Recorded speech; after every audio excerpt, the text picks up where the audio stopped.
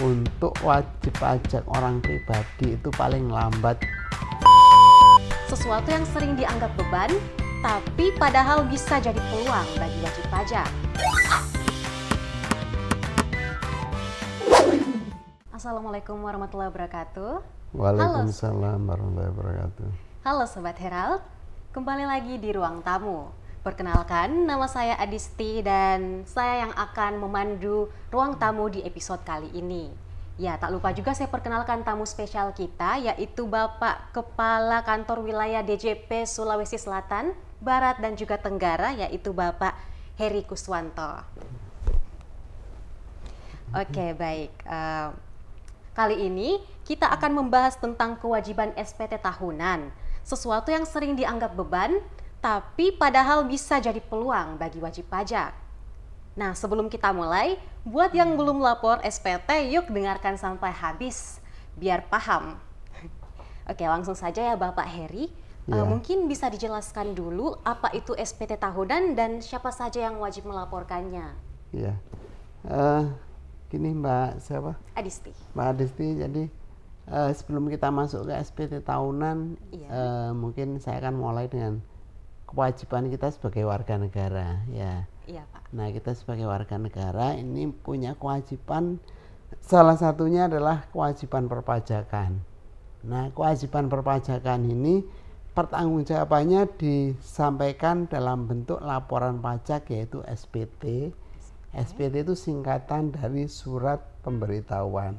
Surat Ya. pemberitahuan. Nah, surat pemberitahuan pajak itu pada dasarnya ada dua, yaitu surat SPT tahunan dan SPT masa. Kalau masa itu dilaporkan bulanan, kalau tahunan itu dilaporkan setiap tahun. Untuk wajib pajak orang pribadi itu paling lambat tanggal 31 Maret. 31 Maret. Untuk wajib pajak badan paling lambat tanggal 30 April. Oh, seperti itu. Nah, ya. Nah, adapun isinya surat pemberitahuan itu pada dasarnya adalah untuk mempertanggungjawabkan pajak-pajak yang sudah dihitung dan dibayarkan. Jadi wajib pajak itu mempunyai kewajiban pada dasarnya ada 4 ya. Oh, iya, ada Satu, daftar sebagai wajib pajak. wajib Yang pajak. kedua, menghitung pajaknya sendiri karena kita menggunakan pemungutan pajak dengan asas self assessment. Self-assessment, Ya, jadi wajib pajak pertama harus daftar sendiri, yang kedua menghitung sendiri, yang ketiga menyetorkan, membayarkan. Nah, yang keempat ini melaporkan, yaitu melalui SPT. Iya, Oke. itu. Jadi ada 4 ya Sobat Herald semuanya. Iya. Baik, Pak. Kewajibannya ada 4, Iya. SPT-nya ada 2, Dua. masa dan tahunan. Iya, ada bulanan dan tahunan. Iya. Seperti itu. Oke, baik Pak.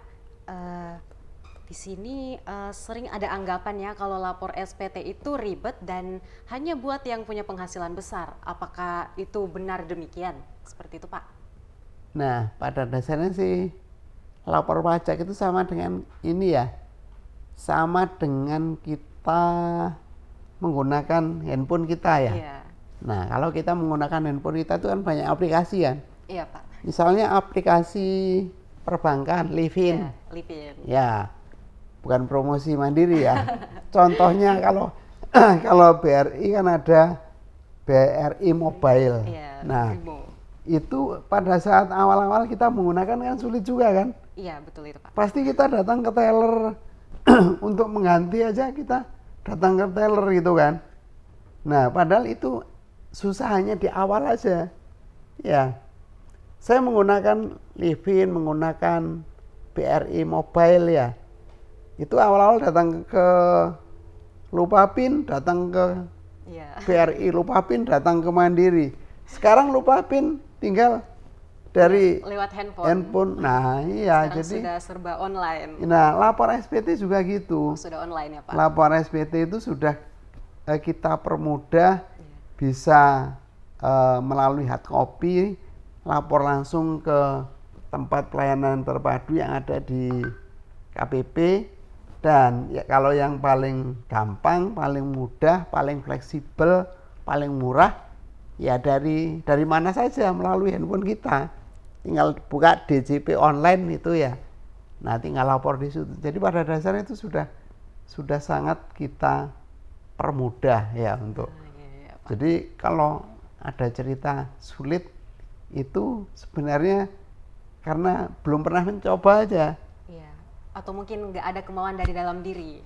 Iya, nah itu. Jadi memang awal pasti sulit. Iya. Tapi kita terbuka setiap saat, setiap jam kerja untuk menerima bimbingan wajib pajak yang bagi yang belum mengerti ya. Iya, Pak. Jadi datang aja ke kantor ke kantor pajak atau melalui kanal-kanal medsos kita itu juga bisa konsultasi.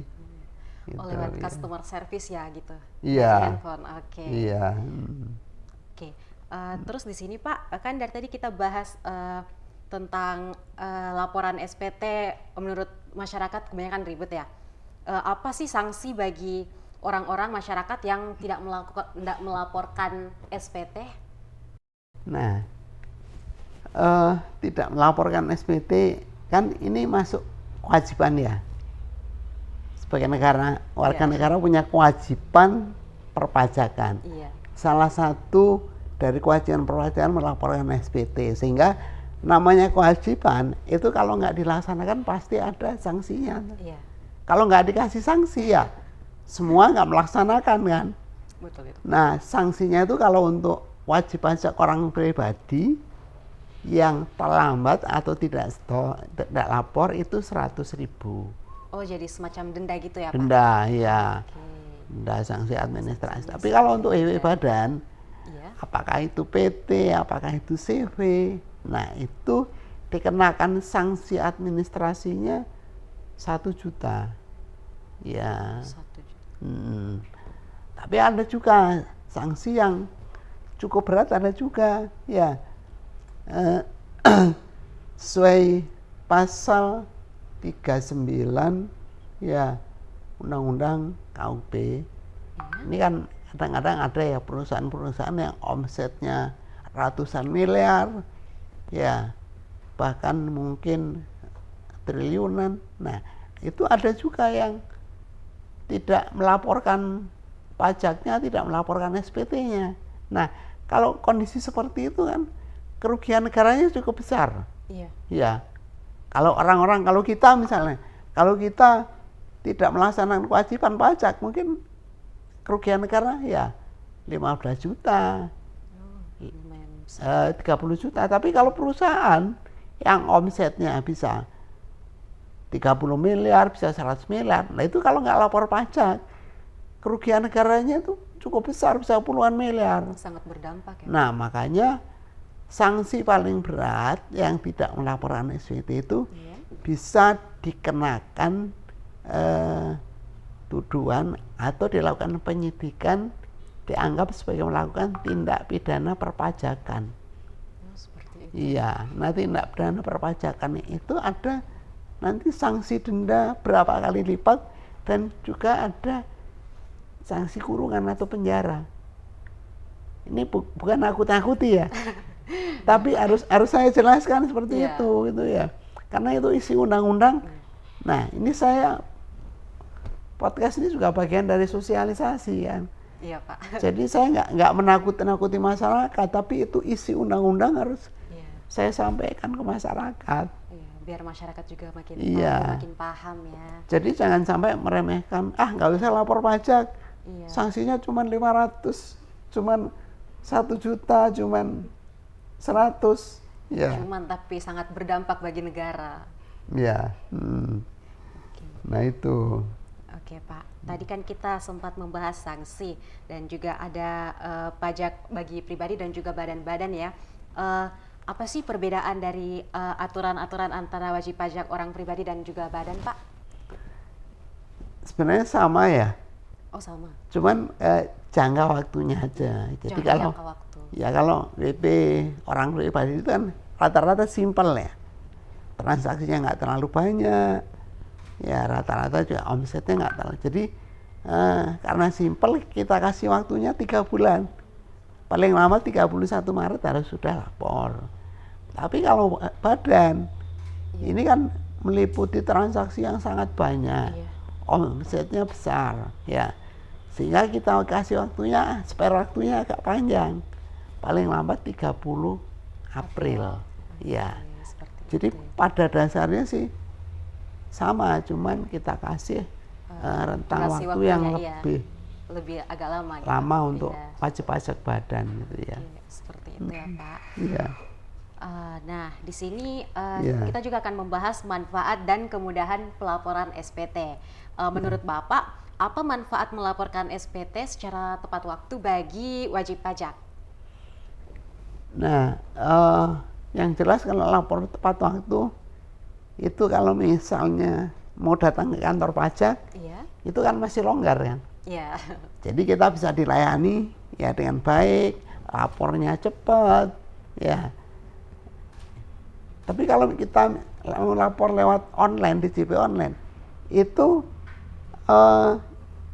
salurannya juga masih longgar gitu ya. Kita mengaksesnya lebih gampang. Tapi kalau kita lapor sudah di akhir periode, tanggal 31 Maret, tanggal 30 April.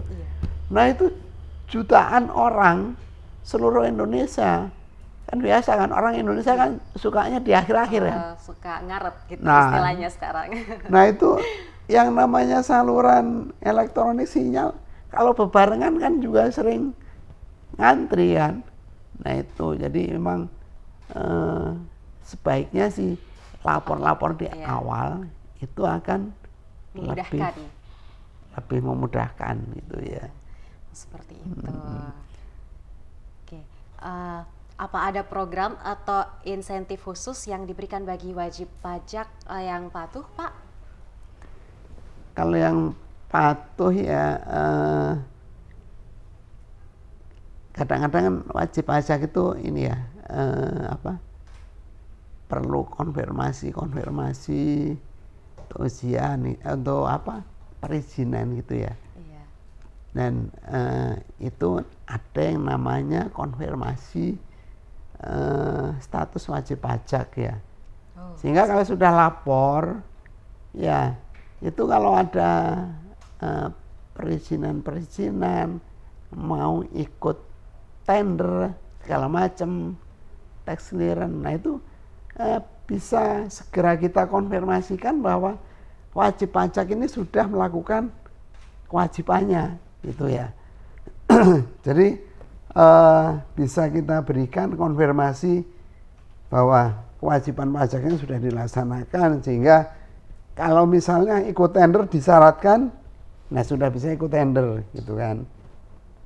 Nah, jadi itu akan lebih memudahkan untuk kegiatan-kegiatan usaha wajib pajak, terutama yang butuh perizinan itu ya.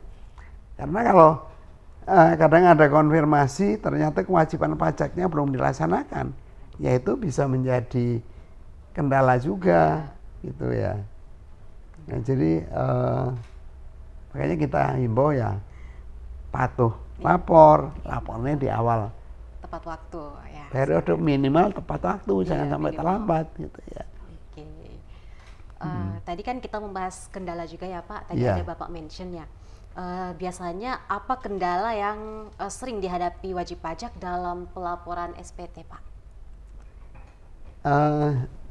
Jadi wajib pajak kita itu kan mempunyai wilayah tidak hanya di perkotaan ya.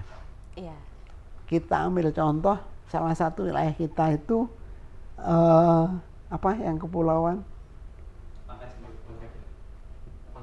Pangkep ya, Pangkas ini kepulauan. Itu kan di pulau-pulau gitu kan, ya. Dan di pulau-pulau itu orang-orang itu meskipun sudah sering kita lakukan bimbingan, kita lakukan sosialisasi, tapi seringkali lupa lagi kan. Terus kemampuan untuk mengakses gadget, apa masih media tertinggal ya elektronik di situ itu maksudnya. juga masih agak terkendala kan gitu ya. Sehingga emang seringkali mereka itu meskipun sudah kita sediakan Iya. kanal Iya. laporan untuk bisa lapor via online ya, Iya. tetap mereka itu yang patuh biasanya datang langsung ke kantor ya. Dan itu kasihan juga kadang bagi bagi mereka kan ada kendala kos kan gitu ya. Nah kita untuk memberikan penyuluhan bimbingan ke sana itu juga seringkali terkendala resource kita yang terbatas ya. Ya, tenaga kita kan untuk bimbingan itu terbatas ya. Nah, kendalanya itu, tetapi untuk mengantisipasi kendala itu ya kita selalu melakukan sosialisasi ya. Iya. Itu secara rutin ya, melalui misalnya forum sosialisasi di Kanwil, di KPP, kadang-kadang juga di tempat lain, di hotel gitu ya, kalau ada dananya ya. Seperti meeting itu. Tapi yang jelas untuk di KPP itu ada yang namanya kelas pajak, itu dilakukan secara rutin ya. Apalagi menjelang SPTI ini, itu di KPP selalu dibuka kelas pajak, dan itu tinggal daftar ya, tinggal telepon kapan ada kelas pajak, daftar, nanti datang gitu ya. Nah jadi emang secara fisik upaya kita melalui sosialisasi langsung, tetapi secara medsos juga kita punya Facebook, kita punya Instagram, kita punya kanal-kanal medsos lain. Ini juga kalau masyarakat mau membuka, di situ juga tersedia media-media sosialisasi untuk mempermudah masyarakat melaksanakan kewajibannya, khususnya untuk pelaporan SPT ya. Jadi mitigasi kita sudah maksimal sebenarnya. Sudah disediakan ya semuanya, sisa kesadaran diri yang diperlukan. Baik Pak, apa harapan dari DJP terhadap wajib pajak di wilayah Sulawesi Selatan, Barat, dan juga Tenggara untuk kedepannya? Nah, kedepannya ini sebenarnya harapannya sama secara nasional ya. Cuman karena saya sebagai pemangku wilayah Sulawesi Selatan, Barat, dan Tenggara, maka ya saya berharap dan menghimbau pada seluruh masyarakat ya di wilayah Sulawesi Selatan, Barat, dan Tenggara ini untuk patuh secara sukarela. Iya. Untuk patuh secara sukarela. Karena apa? Kita nggak mungkin untuk secara terus-menerus setiap tahun membimbing satu persatu wajib pajak. Jumlah wajib pajak kita secara nasional itu sekitar 80 juta lebih. Sementara petugas pajak kita itu sekitar 44.000 ya. Jadi kita tuh sangat terbatas, sehingga yang kita harapkan adalah wajib pajak patuh secara sukarela ya. Apalagi yang sekarang masyarakat kan sudah tahu semua ya. Pemerintahan baru, pemerintahan Pak Prabowo Gibran, program tambahan ya, itu ada program makan bergizi gratis ya. Nah, kita kan berharap kalau pemerintah baru punya program baru yang bagus, itu kalau bisa kan jangan mengurangi program-program yang lama kan ya, kalau bisa. Jadi kalau bisa program yang lama tetap, pembangunan jalan tetap, pembangunan waduk tetap, ya pembangunan rel kereta api ya yang ada di Makassar ini kalau bisa tetap jalan. Tapi makanan bergizi gratis juga tetap harus jalan. Artinya apa? Artinya kebutuhan negara untuk membangun kan semakin lama semakin tinggi. Nah, negara ini sama dengan RT. RT kalau mau membangun balai RT kan urunan kan. Bangun balai RW urunan. Nah, negara juga gitu, pemerintah juga gitu. Negara seluruh dunia itu semua dibiayai oleh masyarakatnya melalui pajak. Melalui pajak. Ya, makanya nggak salah kalau dikatakan pajak itu adalah wadah sinergi seluruh elemen bangsa untuk membangun negara. Ya. Jadi ketika seluruh lapisan masyarakat ingin berkontribusi membangun negara, sarana utamanya apa? Nggak lain adalah pajak. Ya. Nah, sehingga tentunya sangat kita harapkan masyarakat, terutama masyarakat wajib pajak di wilayah Sulawesi Selatan, Barat, dan Tenggara ini untuk lambat laun patuh secara sukarela. Yang awalnya patuhnya kita paksa gitu ya. Setelah itu kita himbau, kita sarankan. Nah setelah itu harusnya patuh secara sukarela. Ya, cukup, oh ini bulan Maret, saya waktunya lapor, waktunya bayar. Nah, karena pasti lewat medsos itu pasti sudah dengar itu ya. Jadi harapan saya ya yang paling ideal agar wajib pajak ini lambat laun semakin patuh, sadar secara sukarela untuk melaksanakan kewajibannya. Ya. Seperti itu ya, iya. Pak. Oke, baik Bapak Heri. Sebelum kita tutup, apa ada pesan singkat untuk wajib pajak agar semakin sadar pajak kepada orang-orang yang kurangnya kesadaran diri dari orang-orang tersebut? Nah, sekarang itu informasi yang sudah semakin terbuka ya. Iya. Ya, jadi dengan informasi yang semakin terbuka, masyarakat pasti semakin teredukasi.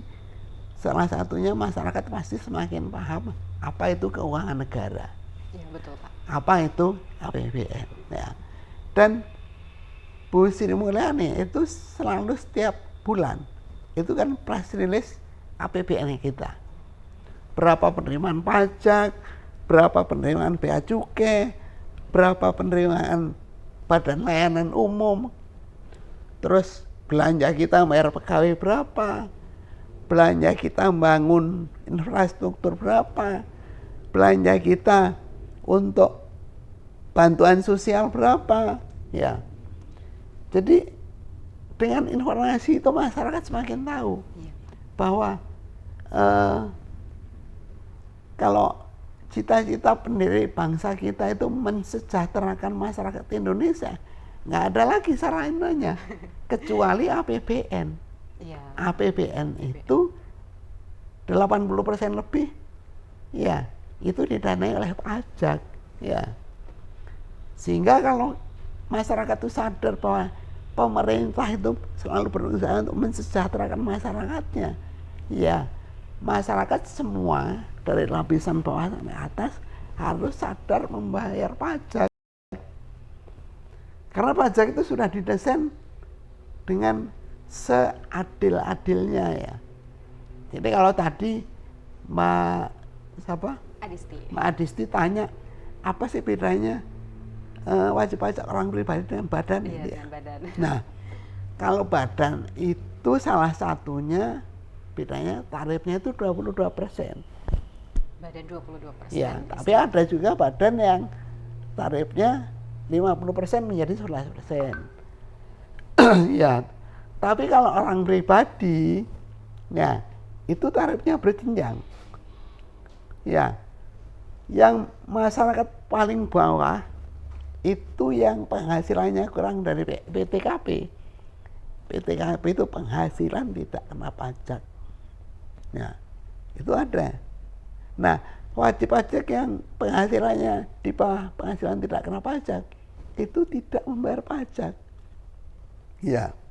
Nah, kalau di atas penghasilan kena pajak itu mulai kena pajak.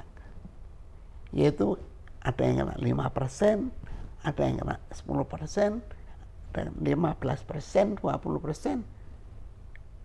Sebentar, tarifnya 5, 15, 25, 35. Jadi masyarakat yang paling kaya itu harus bayar pajak 35%. kalau penghasilannya 1 miliar setahun, Iya. itu harus bayar 350 juta setahun. Setahunnya. Tapi masyarakat yang paling rendah bayar pajak, itu bayar pajaknya cuma 5%. Kalau penghasilannya 100 juta, bayarnya cuma 5 juta. Nah, masyarakat di bawahnya lagi, yang di bawah PTKP, itu dibebaskan untuk tidak. Jadi pajak itu sudah didesain untuk adil gitu ya. Nah, itu yang Diatur seadil-adilnya. tolong masyarakat tahu bahwa masyarakat pajak itu sudah didesain seadil-adilnya. APBN itu disusun dan dilaksanakan untuk memsejahterakan masyarakat ya. Sehingga dengan keterbukaan informasi ya, sehingga wajib pajak masyarakat semakin paham apa itu pajak, apa itu APBN, bagaimana mekanisme APBN belanja untuk masyarakat. Nah, dengan demikian tentunya semakin kita harapkan wajib pajak semakin sadar, oh iya, kalau gitu saya harus ikut berkontribusi kepada negara ini gitu. Nah, itu yang kita harapkan. Kalau sudah gitu pasti dengan sukarela ikhlas bayar pajak gitu. Kalau sudah sadar, sudah ngerti gitu. Nah, itu harapan kita seperti itu ya. Harapannya. Iya. Oke, baik. Terima kasih banyak ya Bapak Iya. sudah hadir dan juga berbagi informasi yang sangat penting ini. Iya. Buat sobat wakil kita, jangan lupa segera lapor SPT sebelum deadline. Terima kasih sudah mendengarkan. Sampai jumpa di episode berikutnya. Iya, terima kasih.